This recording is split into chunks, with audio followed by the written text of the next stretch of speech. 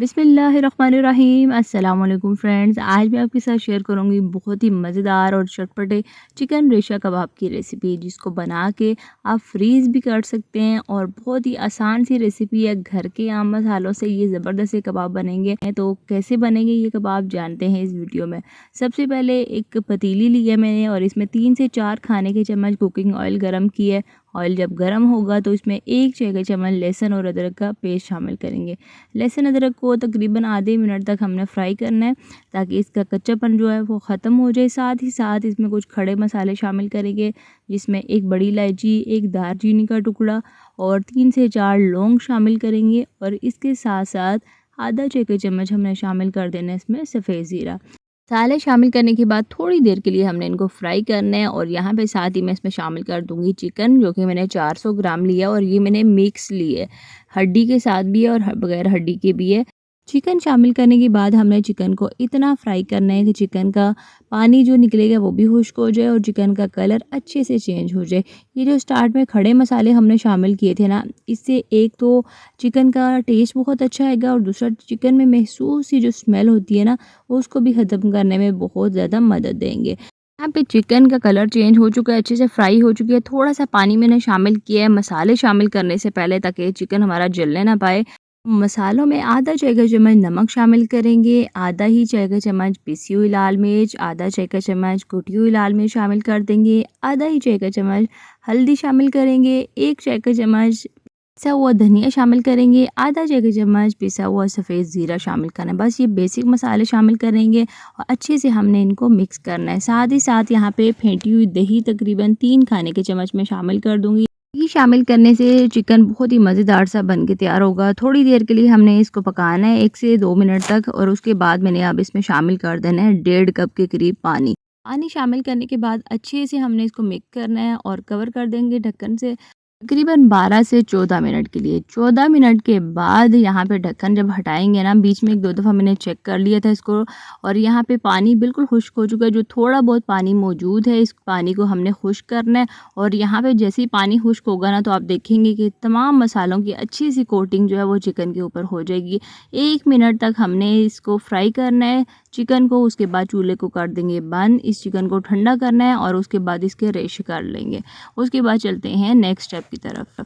यहाँ पे माशाल्लाह से चिकन को ठंडा होने के बाद मैंने इसके रेशे कर लिए हैं। अब मसाले को शामिल करेंगे, तो एक मीडियम साइज़ की प्याज तकरीबन आधा कप के करीब बिल्कुल बारीक कटी हुई शामिल कर देंगे। इसके साथ तकरीबन 12 से 14 हरी मिर्चें और एक चौथाई कप के करीब हरा धनिया और पुदीना शामिल करेंगे।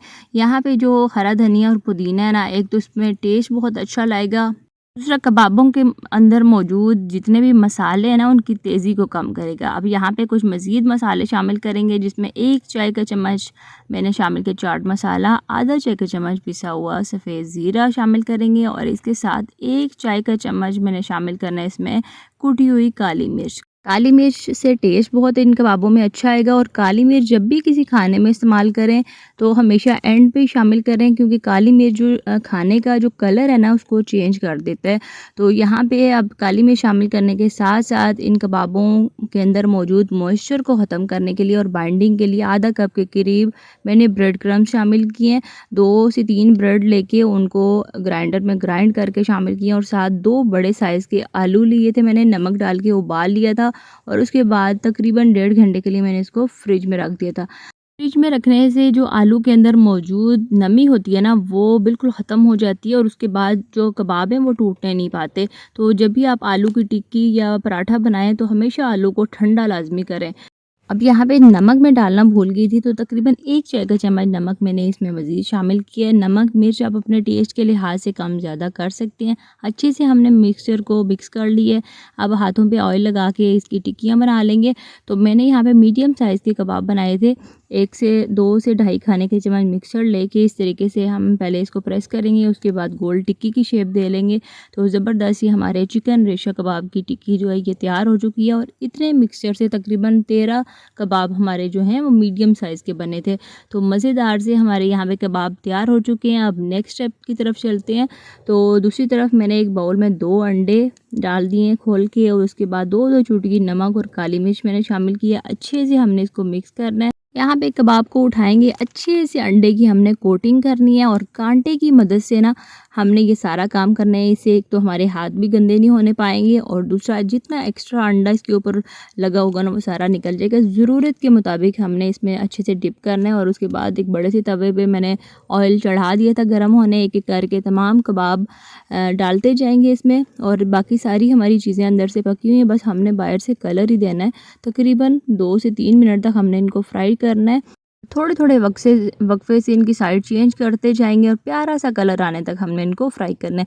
अगर आप इन कबाबों को स्टोर करना चाहते हैं तो वैसे कच्चे अगर स्टोर करते हैं तो 1 हफ़्ते तक आराम से आपके चल जाएँगे, लेकिन ज़्यादा देर के लिए अगर आप स्टोर करना चाहते हैं तो इस तरीके से आप अंडे की कोटिंग करें, इनको फ्राई पैन में डाल के 1 से डेढ़ मिनट तक फ्राई कर लेते हैं ना, तो इससे क्या होता है कि फिर आपके कबाब बाद में पानी नहीं छोड़ने पाएँगे। क्योंकि आलू के कबाब जब भी आप फ्रीज़ करते हैं ना तो आलू में अगर आप कच्ची चीज़ें शामिल करते हैं यानी कि प्याज, नमक, मिर्च, तो ये चीज़ें फिर अंदर जाके फिर पानी छोड़ देती हैं।